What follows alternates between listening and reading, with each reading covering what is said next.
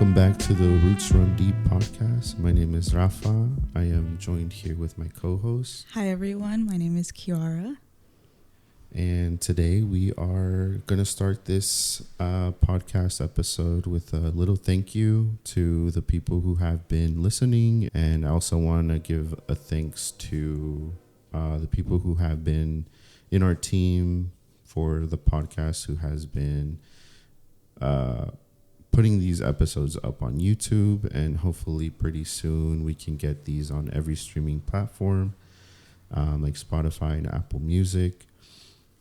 And welcome Dawn to the communications team, and thank you Kai for always putting these episodes up on time, and thank you Kiara for always showing up to these as well. Makes it easier when we're having conversations. It's not just one person talking. And thank you to Rafa for being such a good host. Usually always giving us the intro. For sure. Without further ado, we're going to get into the topic. This is episode 7, and today's topic is wildfires. And today we're going to be kind of approaching this episode a little bit more different than usual. I feel like in the previous episodes we give our personal definitions and then compare it to one that is online. This time, since the topic is wildfires, I feel like it's pretty straightforward. So we're just going to read out a definition that we got from the Federal Emergency Management Agency, FEMA for short. And yeah, let's get right into that definition. So wildfires are unplanned or uncontrolled fires, fire burnings in a natural area, which are considered the natural areas are considered forests, grasslands, and prairie. So, yeah, we could get into just information we've gathered. So, yeah. If you want to open that up. Yeah, Kiara. For sure. So we focused primarily in California, because obviously that's where we're based, and specifically more so Northern California. So if you're wondering what is, or more like when is wildfire season, it's actually different for Northern California and Southern California. So they both are kind of in different ranges. But for Northern California, it starts around June, July, and it can go up until like around late October to November. So it's a big chunk of the year, which to me was like, even though I had a loose understanding of when it was, like, for me, it makes sense that, you know, it includes the summer months because it's a lot warmer and things are just naturally more dry. But seeing that it's like a big chunk of the year, it's kind of like, it makes sense that California wildfires are such a concern. And specifically this year in 2024, the wildfire season has been a lot more intense than it has been in the past 2 years. So for the past 2 years, it seemed like it was a little bit more controlled, but this year we actually had somewhat of an earlier wildfire season. So it's been a lot more prevalent. And fortunately, I have some of the statistics, which I got from calfire.org. All the links and stuff that or I guess the sources that we list and like talk about, we might not actually like say them right now during the recording, but in that newsletter, we're planning on including like a little bit of a blog post that has those links and resources if you're more interested in like digging through that stuff. But yeah, for Cal Fire, it's a really cool website actually, the way it's set up. It has like very easy to like see statistics, and it's being updated very, like, I think pretty much every 24 hours, I think. And the way it's like set up is just very like easy visually. So like there's like even a list at the bottom that says all the different fires that have happened, and it gives you like, if you click on them, it gives you like a little description, and you can even see like how much of the fire has been contained like percentage wise. So really cool thing to like take a look at. But so far as of 2024, so this is specifically for this season, there has been 1 death so far, and 5,619 wildfires total have burned around 800,000 acres. That's like a rough number, but yeah, so that's like a lot. I was looking at that and I was like, that's really, like, of course we hear about it a lot here in California, but I think if you're not actually seeing it in real time, there's a little bit of a, like, you're not really as aware of it almost, at least for me personally. But yeah, I don't know if we want to like just like touch on that a little bit, like how it is kind of like such an issue, but also like at the same time, again, it's not something that I think specifically here in North Richmond we like see every day. Obviously we see like certain impacts of it and stuff, and we can get into that, but I'm just like curious to like kind of like talk about like what that's like in a way. But like what you mentioned right now is like North Richmond, because we're kind of far away from like a lot of like woodsy areas. So we do get some wildfires, but they're not as massive as the ones that we see like in forests, or like when you go even further up north of California. But we do get like that smoke and stuff over here, right? But yeah, I feel like one of the things that a lot of people here in North Richmond don't realize when it's fire season, or like when they hear about the fires happening in the news, like I feel like it's overseen on how it could potentially happen. Or like what's like the main cause of wildfires here, right? Yeah. And you know, while doing some of the research, I think it's kind of funny how Cal Fire basically described the main causes of wildfires, and they call it human activity. And human activity can consist of campfires, downed power lines, and even arson, right? Or I believe that you had a few other ones. Yeah, so I think arson it's kind of like the umbrella term. A lot of like basically anything that is related to someone doing something that starts a fire can be considered arson, which I didn't know. So like I know people think that, at least for me, like when I hear the word arson, it sounds very much like an intentional thing, or an intentional thing, like an action that someone does on purpose. But a lot of the times there are genuinely mistakes. And like one of the big things that people talk about a lot is fireworks. And I know here in North Richmond, there's some people who really love their fireworks. So it's just, more and more as I've learned about like fire safety, just being like more concerned with that, because again, this is like a very small concentrated area, and it's obviously mostly there's other types of like zoning, but a lot is residential, and like the houses are very close together. I think that's something that's really common for California in general, especially here in like the Bay Area. So yeah, one thing catches on fire, it's very easy for that to just keep spreading. And then on top of that, there's like environmental factors, but yeah, just the idea that people's choices does kind of play a part into it, while also acknowledging that like it's not just people, right? It's there's a lot of other factors working together.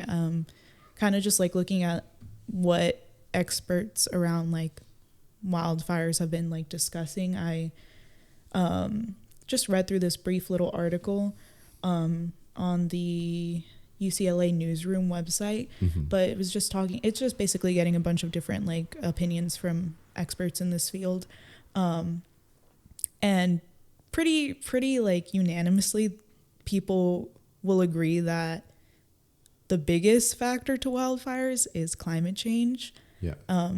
Because even though people are the ones that start the fires, even if it's not intentional, it's more like the conditions of the environment that make it so easy for fires to start.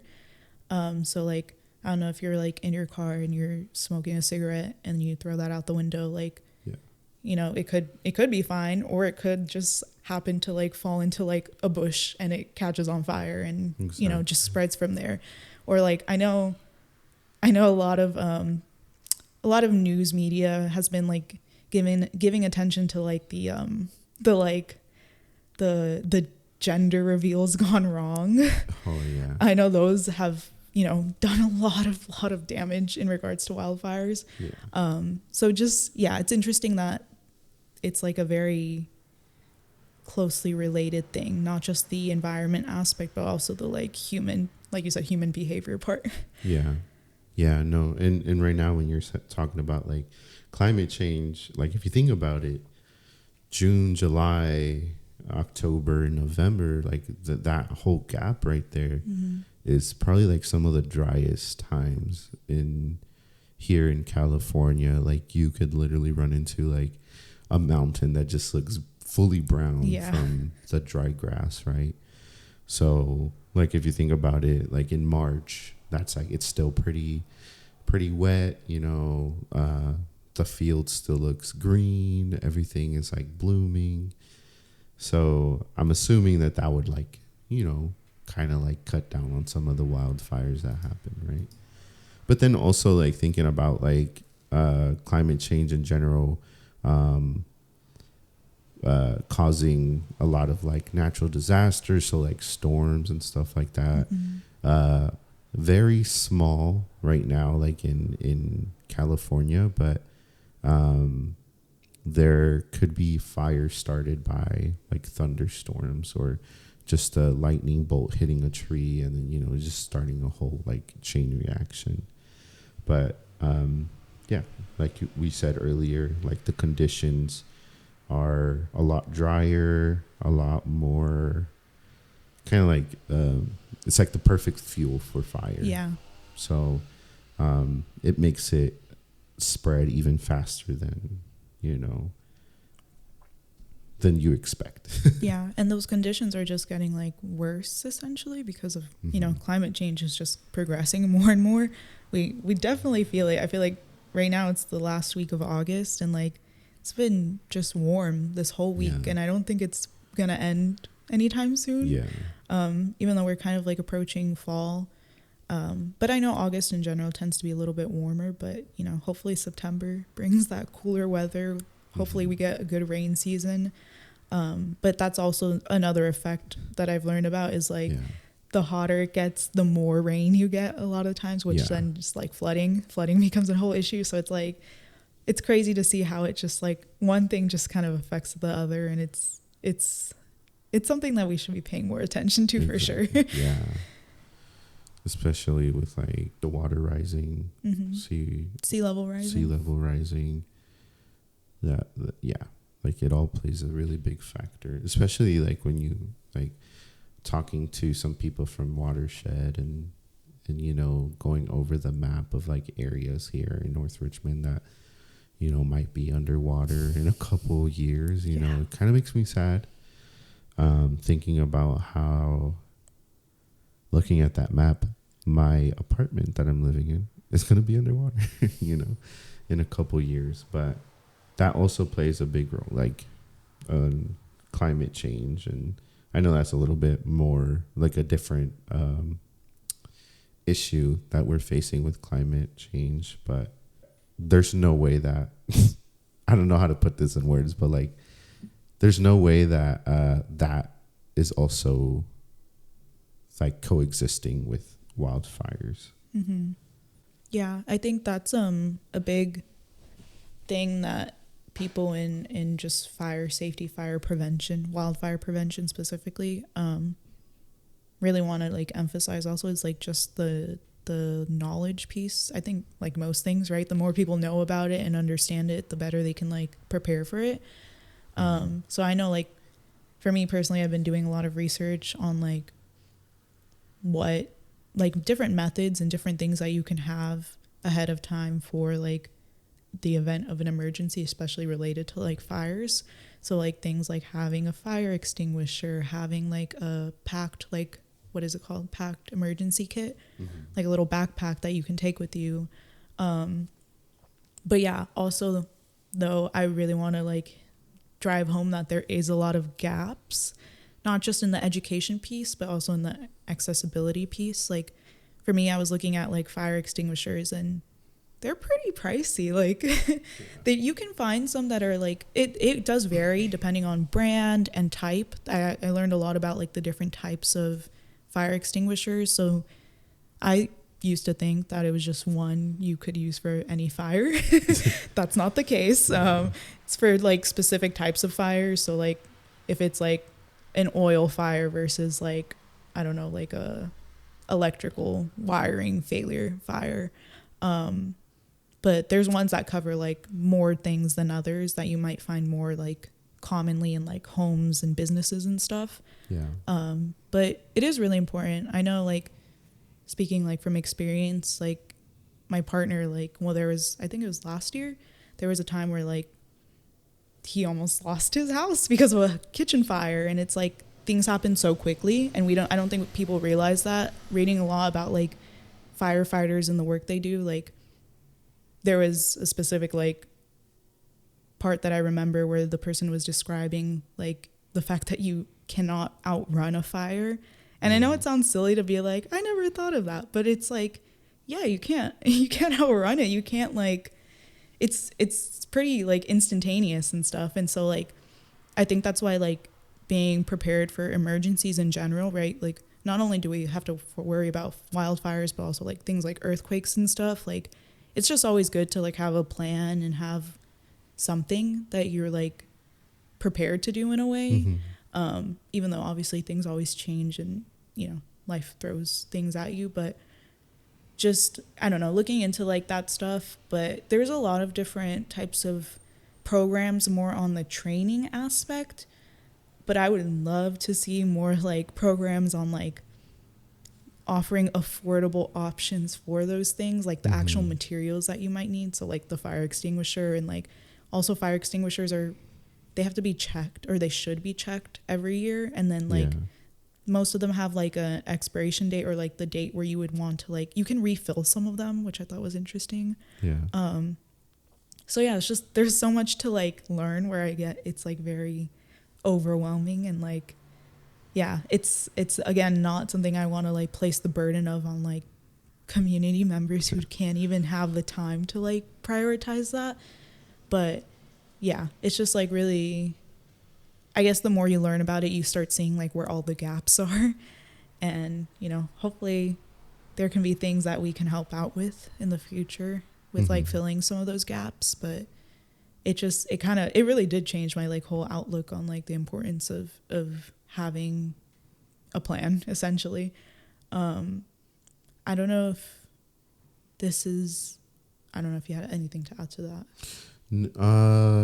No, yeah, like I feel like that is something that like a lot of our community members don't realize, that an extinguisher, if it's been a fire extinguisher, has been sitting there for like over 5 years and it hasn't been checked, like there's a possibility that when it's time to actually use it, it fails on you. Yeah. And then again, you can't outrun a fire, right? So kind of like also emphasizing the whole thing of being educated on the matter, right? I feel like before we started recording, you brought up something that really like made me think about like before the government was talking about wildfires and containing wildfires, and how you mentioned there was Indigenous people here before us that were doing controlled fires to prevent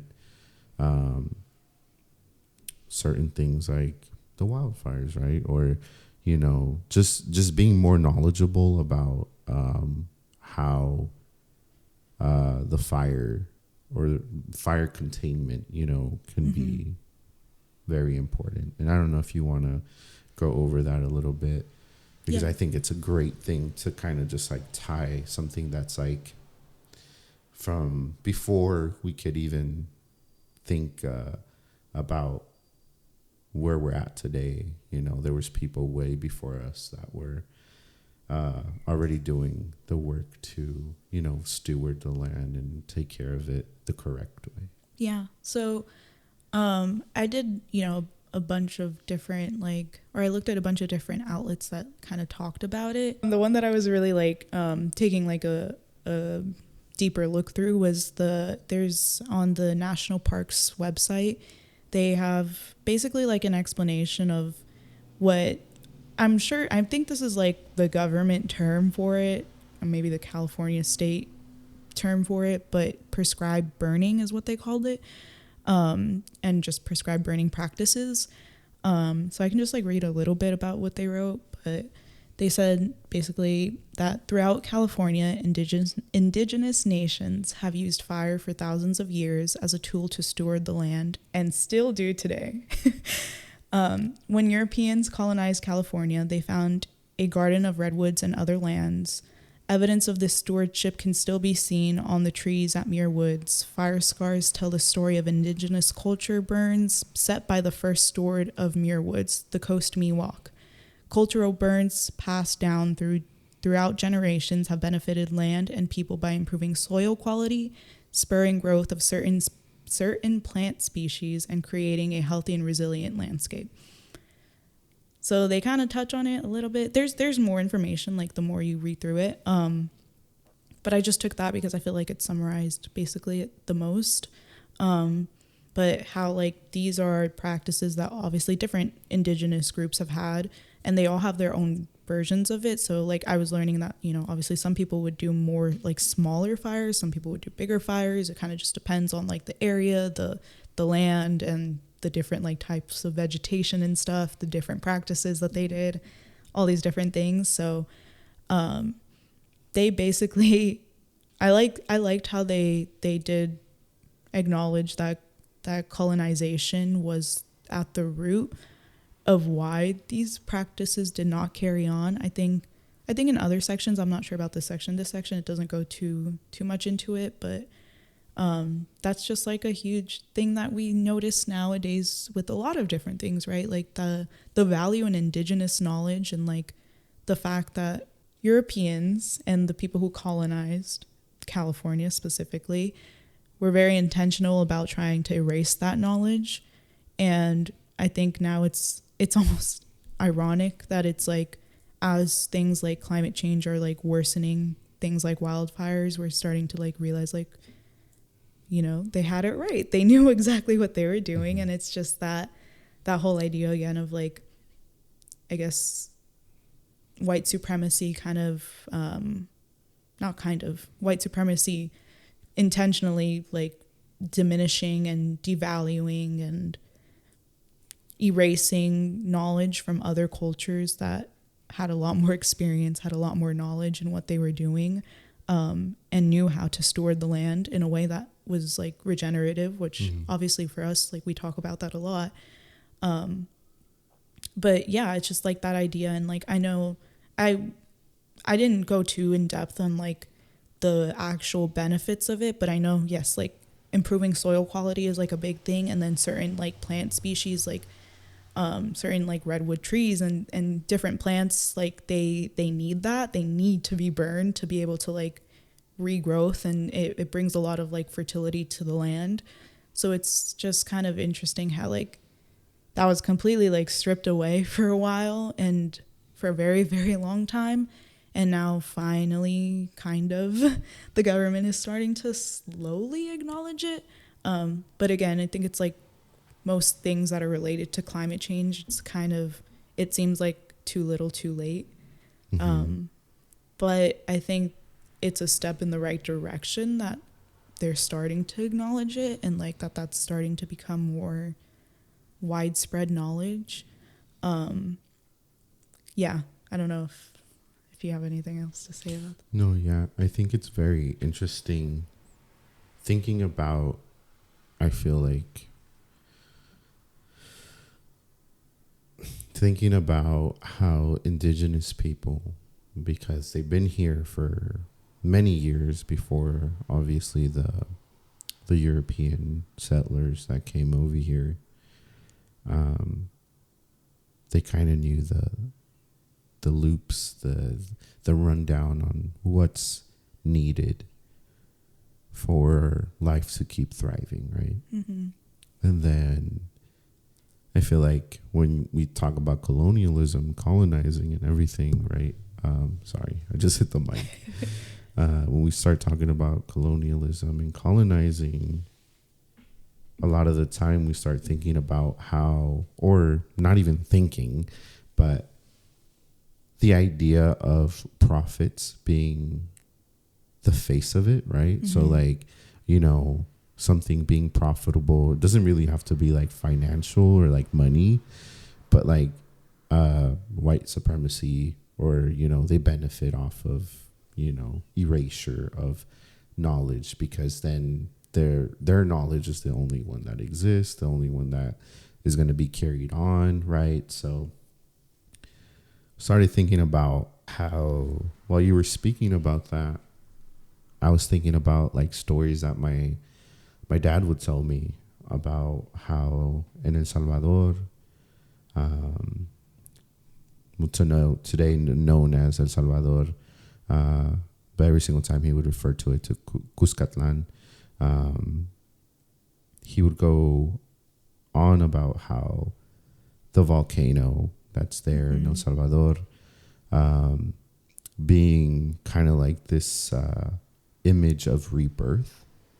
Each time it would erupt, it would kind of consume a lot of like the land surrounding it, and, you know, essentially fertilizing the land, and, you know, being able to fertilize the soil. And there's a lot more growth on like a lot of the native plants that are there. So thinking about that, how like even today, like if there was a volcano eruption, there would be a wildfire. So there's like those natural factors to it, and then also like the controlled factor, where like these indigenous people who have intentionally been trying to care for Mother Earth for their whole life, you know,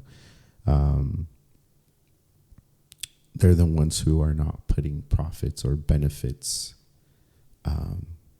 first. Yeah. Like they're putting the idea of longevity, life for Mother Earth, or, you know, clean air, and, you know, all of these other EJ things that we usually talk about. And, you know, sometimes, yeah, we really gotta like start connecting back to some of our indigenous relatives to, you know, figure out what we can do. Because just because it was done before, hundreds and hundreds of years before we were even here, doesn't mean that it's an old thing. It doesn't mean that it's not working. It doesn't mean that it's a thing that we shouldn't even be looking at anymore, right? Yeah. I do think that we got to reconnect. We got to look at those as teaching experiences, or like learning experience, where we're continuously, intentionally stewarding as we go on in life, and, you know, being regenerative. Like the whole framework of just transition is being more regenerative than extractive, right? So it all ties into what we always talk about.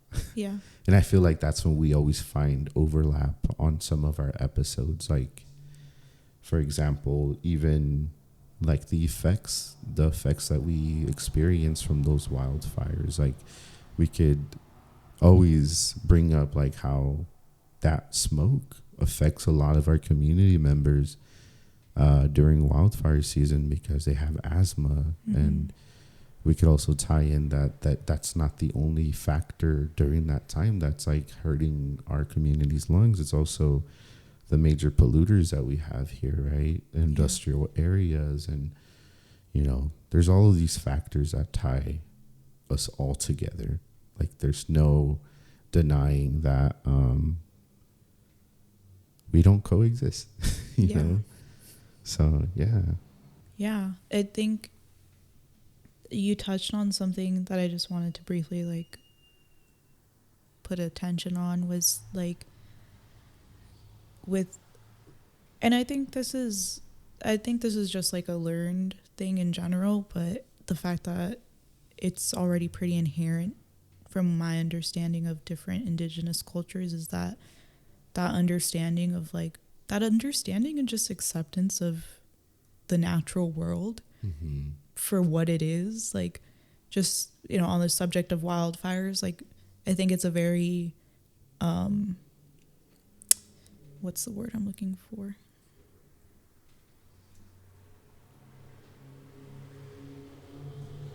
Yeah, it's a very colonial perspective to just be like, fire bad. Like, you know, it is scary, obviously, but it's like, it's also a thing, right? It exists, it happens, right? Like, it's always happened here in California a lot. It's just more the effects of how we treat the land that have made it worse. And I think that's like what I have learned to really value, is just that, like, through these, like, you know, quote, prescribed burning practices, it's also just like the understanding of like, this is just going to keep things neutral in a way.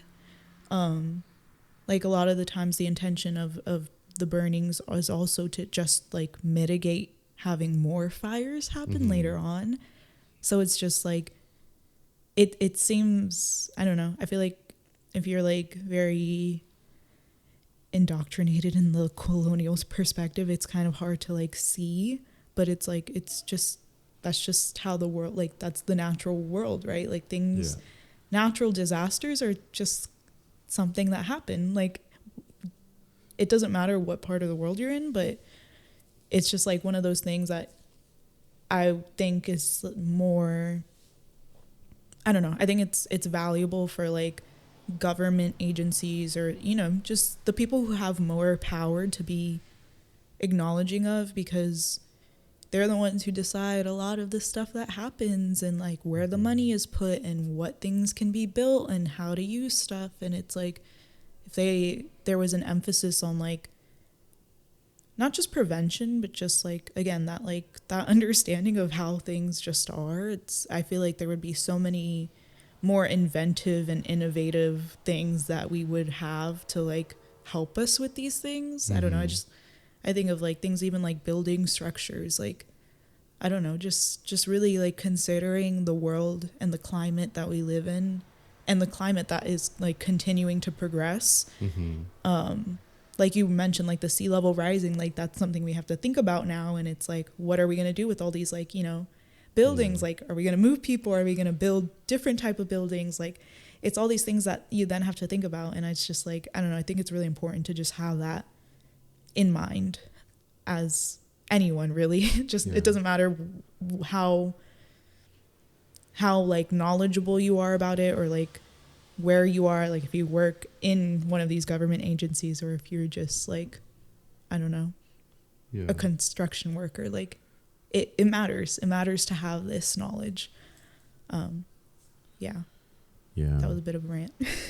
No, I mean, I feel like I feel the same way like that right now when you said it's very colonial mindset to say fire bad, you know, and, you know, talking about like seawater or the sea level rising, you could also say water bad, you know, and I feel like that's something that, like, going back to like the indigenous practices, indigenous knowledge, those 4 elements are very much alive.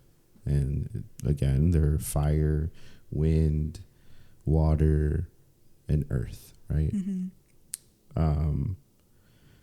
All of those are very much alive, and we got to respect those, or else obviously they're gonna end up, you know, now I'm not gonna say killing us, but like, you know, like they're gonna end up like doing a lot of damage to the stuff that we are not being very mindful of, like constructing, right? So like you said, constructing homes in these areas, you know, you could have a home here in this area, but are you going to continuously, intentionally take care of the earth so you could continue having these things, right?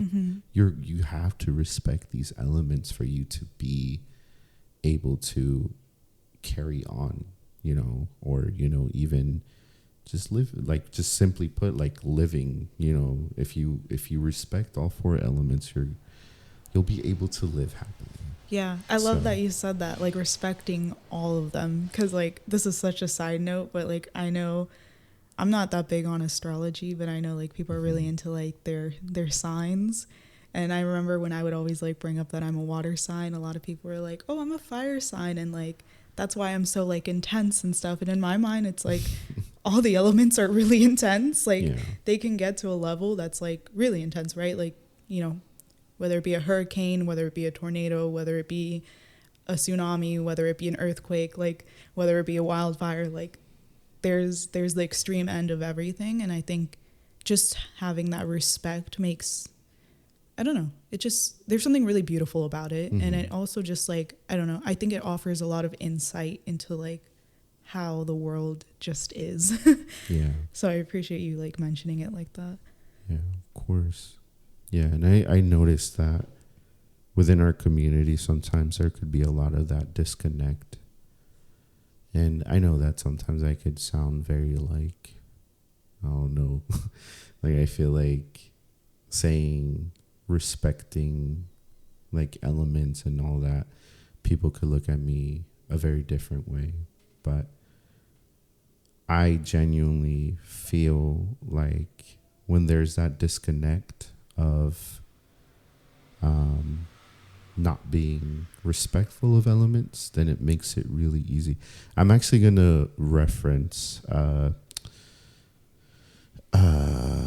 Russell Means, which is, I believe, an Indigenous man. And I can't remember his tribes, but I was watching, or actually I was listening to his autobiography, and he mentions how once there's that disconnect of not respecting elements, not respecting the natural living trees and water, then it's very easy, and I know this sounds harsh, but, like, it's very easy to rape Mother Earth. Like, you could extract, you can use, you can abuse, because you're not knowledgeable of a certain living thing or element, right? Yeah, I think that just plays really into, like, the what you were talking about earlier about the kind of, like, the, obviously we explain it in Just Transition as, like, extractive, but just that idea of it's all about taking. There's no thought about giving back or how that's going to play out later on. Yeah, I will link the quote just because I don't want to, misreference or anything.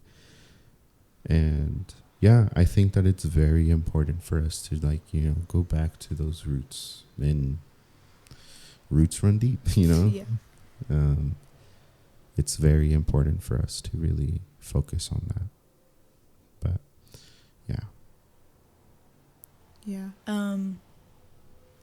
I guess just going off of that, we talked a lot about the environmental piece. So, like, I want to bring it, we touched a little bit on the people aspect, but another part of it that, like, another part of it that I kind of, like, had learned a lot more about through this research was the way that I guess, is this California specific? I didn't even question that or, like, look into that, but in California, it's been a practice. From what I've learned, it seems since around the time of World War II, where this started, of using incarcerated people to fight fires. So they're not necessarily voluntary, obviously, but there's a little bit of nuance there. But from what I learned, that the way that it's done a lot of the times is they have these, like, these centers, I guess, which they're kind of considered like rehabilitation centers, but specifically focused in firefighting and, like, training for that.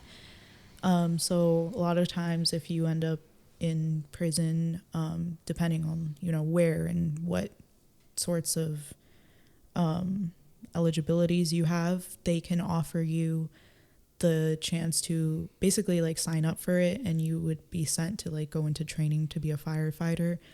And then there's been a lot of issues with that. Obviously, I think there's already a lot of issues with the prison and in the prison industrial complex in general. But an extension of that is like this idea of using incarcerated people to fight fires, and how there's been a lot of human rights violations, especially in regards to like their quote pay. A lot of times it's not anything more than like $1 and a few cents. And I don't remember if that's specifically from like hourly wage or like daily wage, but either way you look at it, it's bad. So there's been a lot of people who've done a lot of like advocacy work against like getting rid of that, or what's the word I'm looking for? Revising the way that it's done in a way, and, actually giving people livable wages. So yeah, I just thought that was like interesting to bring up, because I think it's more common knowledge now, but I think there was, a long time where like probably most people didn't know that was even a thing. I don't think I learned about that until like a few years ago. But yeah, it's kind of crazy to think that, and I think firefighting specifically, I always have had a really big appreciation for, because it's such although obviously a lot of jobs are very dangerous, but something about firefighting, I'm like, that's really wild to like, you're suiting up and you're literally like battling this thing that is like you said, like it's an element that is so like uncontrollable. You can't. And so like, I just think there's a lot of like bravery involved in that, and just sacrifice in general, which, I don't want to like praise too much also though, because again, some people aren't necessarily given a choice. But it's just, I just thought it was really interesting to like kind of read some like personal stories that people had about it, the good and the bad. My voice cracked. The good and the bad. Some people, are actually on the opposite end, very like appreciative of that option, because as I mentioned, it's not a little bit, but it can be considered as a form of rehabilitation, because it actually, it prepares people who are incarcerated with a career path in a way, if they decide to do that afterwards. And from what, like one of the accounts that I was reading, the person was just talking about how in his personal experience at the like facility that he was at, it's still basically prison, right? It's just like in a different form. So this person was specifically talking about like the segregation and the different like gangs that happened within that like facility, and how when they were out there fighting fires, at the end of the day, like the people who were like completely on opposite ends of like, being enemies essentially come together, because it's a life or death situation, and they're like a team essentially. So I don't know, I wanted to uplift that story a little bit, because I thought it was just really insightful. And I don't know, it's heartbreaking to me in a way, but it's just something that I think should be, I don't know, again, more common knowledge, and more people should be aware of. I actually used to have a coworker that was in prison, and they had a job on like making mattresses, I believe. Again, it's been probably like 6 years since the last time I talked to them, and it sounds like they are being used, right? Like they're not really being mindful of the fact that they're actually working on actual jobs, and for example, this one where like they're doing firefighting, I think that a lot of the times, like even hearing the story of my old coworker, they didn't mind doing a job just because I feel like, or not just because I feel like, just because they feel like there's no other purpose to do anything else, right? So this is just another thing that they can do. Yeah. And I feel like that kind of mindset is something that we should all have. But also, like, I feel like this is kind of shaky ground that I'm walking on, right? But like the idea of wanting to better yourself, wanting to better your surroundings, your environment, without really minding if you're getting paid or not, right? But because of colonialism and all of this, you know, like that mindset of like, you have to have a paying job so you get paid your rent, bills, et cetera, right? I feel like they're experiencing that whole thing. Like, I just want to do better. I just want to do better, right?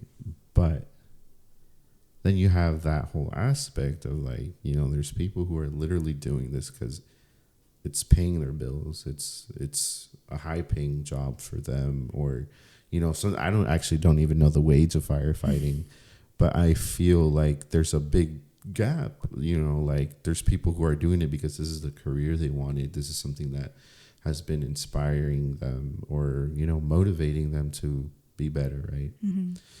Saving lives, right? And then there's people who are like, damn, like I kind of have no choice and I want to find something that gives me motivation, inspires me to be better. But then there's that pay gap, right? So I feel like there is kind of like you mentioned earlier, it's like a bittersweet kind of like story that a lot of inmates or, you know, prisoners might have. It's like if they were getting paid the same amount a regular firefighter was getting paid, I feel like that would make a big difference, you know? Yeah. And I think that's the other thing is I'm hoping to look more into is I'm also not even too aware of like the conditions of the facility. Obviously that one account that I was referring to, the person mentioned like that it's essentially the same as just being in a prison somewhere else.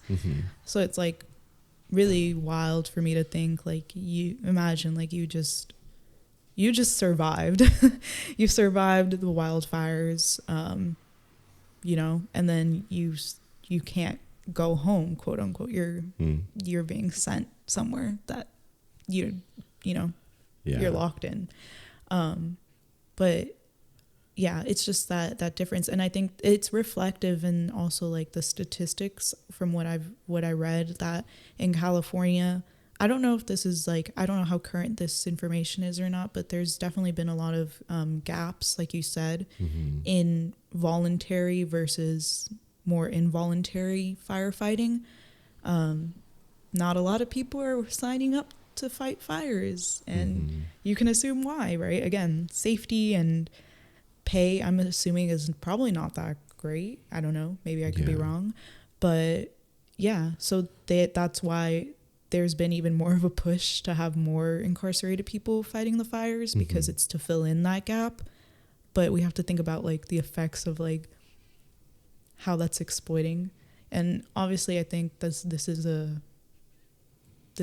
depends very much on your perspective. There's people who, you know, don't have an issue with the prison system. So yeah, I don't know what to tell you there, but but like for me, it's like I see how that's already so just horrible. I don't know. I can't even think of a better word for that, but it's just soul crushing. And on top of that, you're adding like this other layer to it.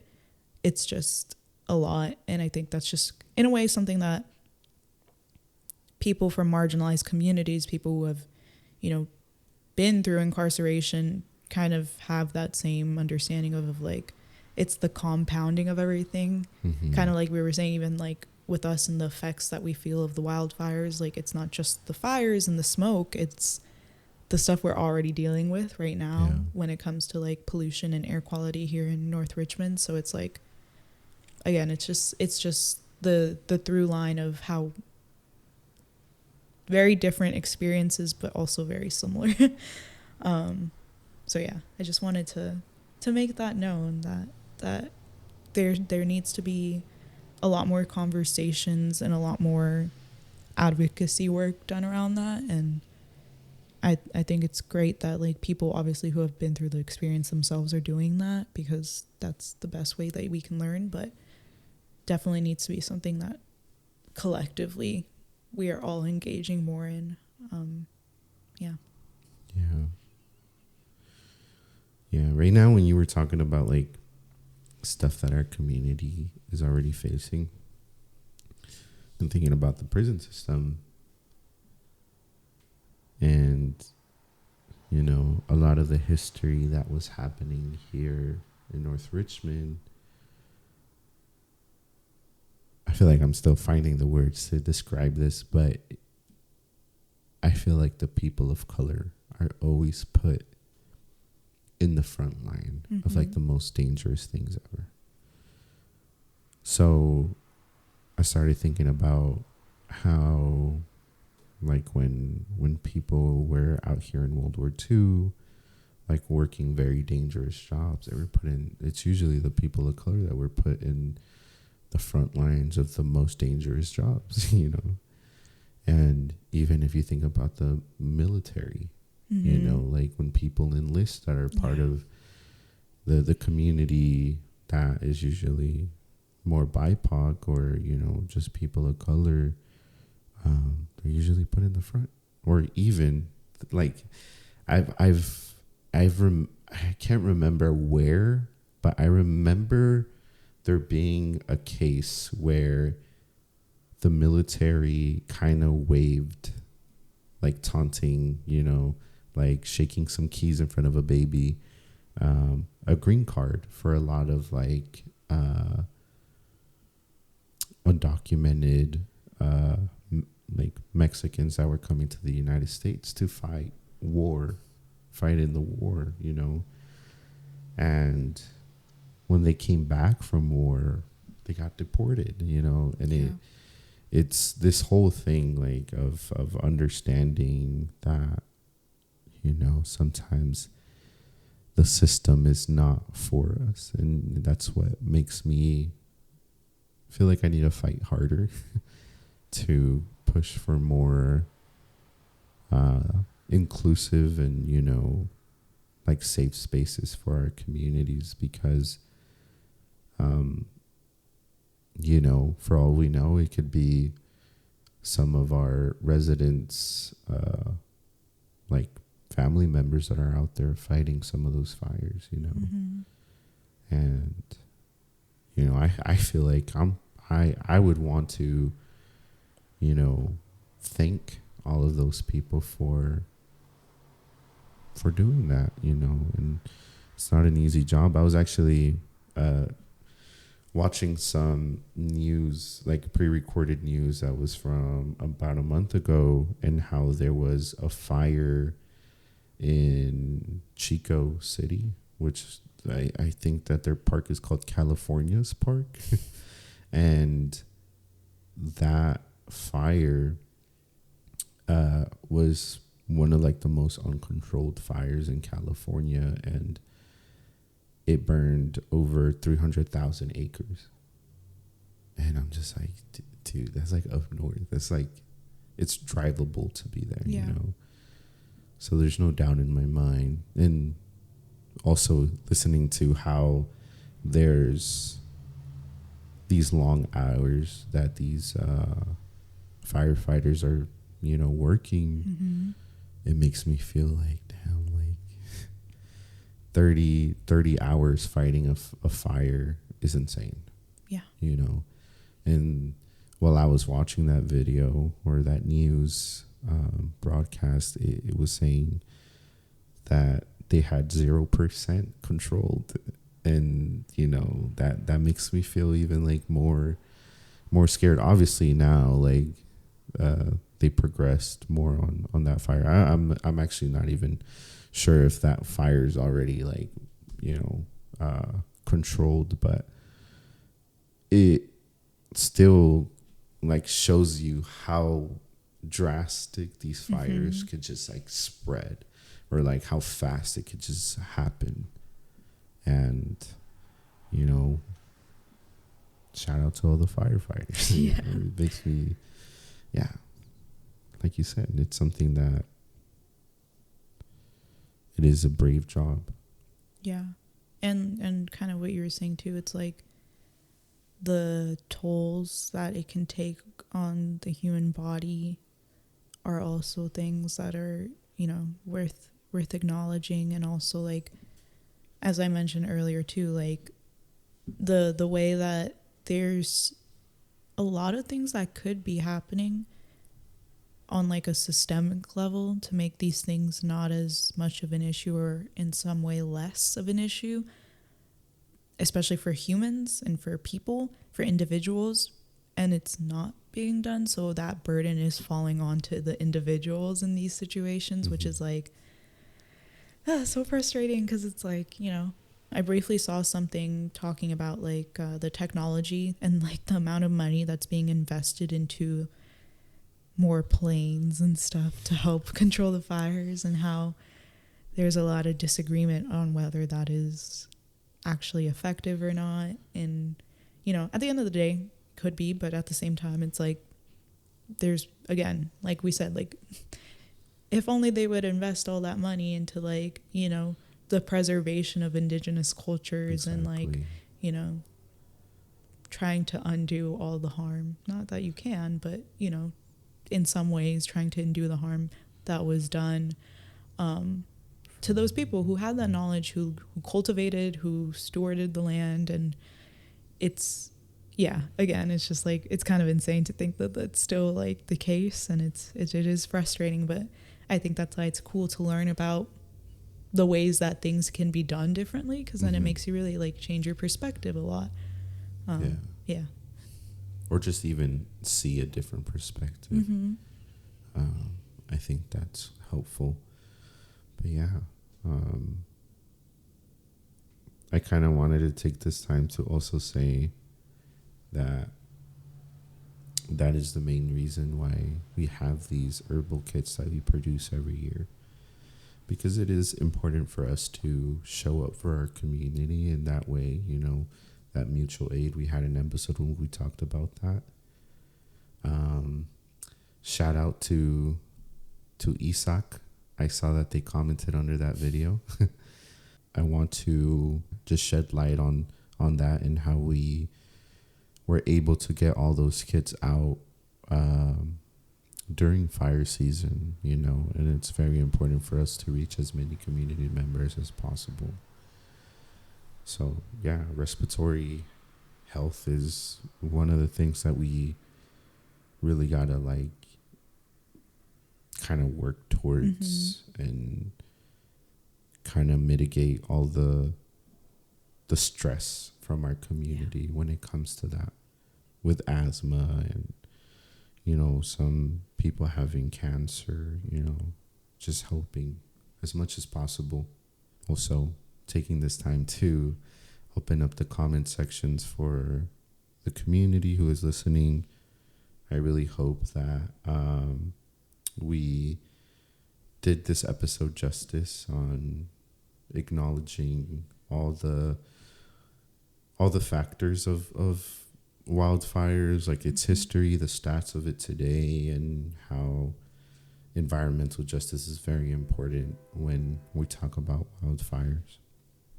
And again, if you feel like we missed something, make sure to leave a comment, or if you don't think we missed anything, you could still leave a comment on your thoughts or how this makes you feel, or, you know, just leave some hearts or like the video, you know. That's always helpful to know that like our community is definitely feeling like they're a part of this. Yeah, we're appreciative of any engagement. So even just sharing it with other people, talking about it with other people, like I always say, we always encourage that and we appreciate it. So yeah, thank you. Yeah, thank you. And I guess that kind of closes us off for this episode. I'm not sure if you wanted to add anything else, Kiara. I don't know. Maybe just like, even just like take some time whenever you're listening to this to just like take some few deep breaths. Just really like appreciating your body, I think, is always important, especially when we're talking about like, you know, respiratory health, lung health. You know, if you can, obviously, trying to acknowledge the people that maybe not able to do so, but yeah, if you can, just sit with your lungs for a little bit and just thank them. Yeah. So yeah, thank you for listening, and we'll catch you guys on the next episode.